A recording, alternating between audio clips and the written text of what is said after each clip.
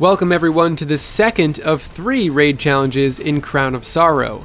This one today is called the Total Victory Challenge. All 3 challenges are required for the Shadow title, and if you missed last week's, you can check out the guide for the Limited Blessings challenge in the description. Last week's challenge took place during the first encounter, so this week's Total Victory Challenge takes place during the third, or what a lot of people like to refer to as Phase 1. The challenge is to defeat the Galron Deception boss with 5 shield breaks during a damage phase.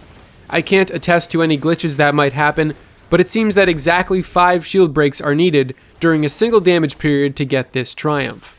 If you can't kill him in 5 shield breaks for some reason, I believe you can run another damage phase and do another 5 shield breaks, but it has to be exactly 5 per damage phase, so keep track of each shield break when you're doing it.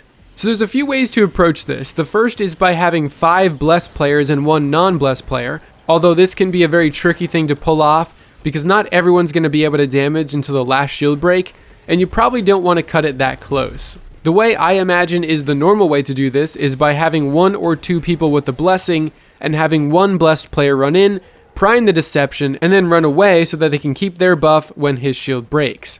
This is something I didn't mention in my raid guide, but if you're a blessed player, you can prime the deception with the buff, and then if you run away and you're far enough from the boss when his shield breaks, you'll actually retain your buff, which can be super helpful for Phase 2. If what I'm about to show you gets patched, then having 1 or 2 guys in charge of keeping the blessing for 5 shield breaks is probably going to be the way to do this. Otherwise, the easiest strategy right now is to have 1 person with Anarchy to do the Anarchy blessing glitch. Essentially, the game considers the Anarchy grenades to be an extension of the player, so you can actually use the Anarchy as a blessed player, so to speak. This means if you're a blessed player and you fire a few shots of Anarchy at the deception, this will actually prime him with the buff so that another player without a buff can go in and break his shield. The player with Anarchy can hang far enough back to not lose their buff. Since Anarchy is doing the shield breaking alongside an unbuffed player, you never have to worry about getting too close, and you'll always have that 1 player with a buff the entire time. The strategy we used was making sure the player with Anarchy will be receiving the buff when we enter the damage phase. And when you're ready to begin, have the Anarchy player sit back and shoot a few Anarchy shots at the boss, while the 5 remaining players rush in to break his shield at the same time. As long as you're close enough, you'll lose your buff. You don't actually have to make contact.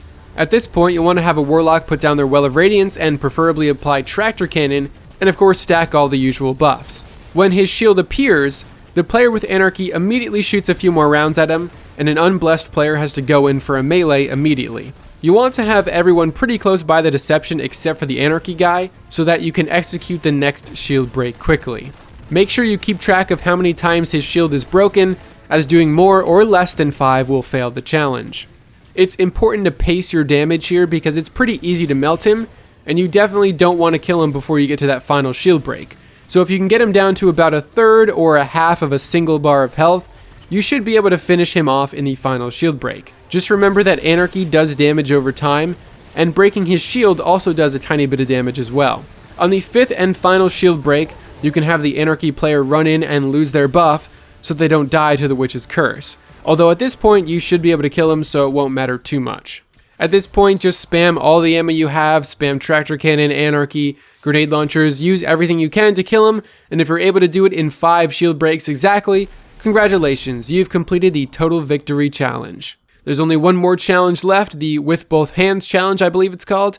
That goes live on Tuesday, June 9th, and that is also the earliest you can get the Shadow title. So stay tuned for a full in-depth guide on the seal and the badge next week. And with that, thank you very much for watching.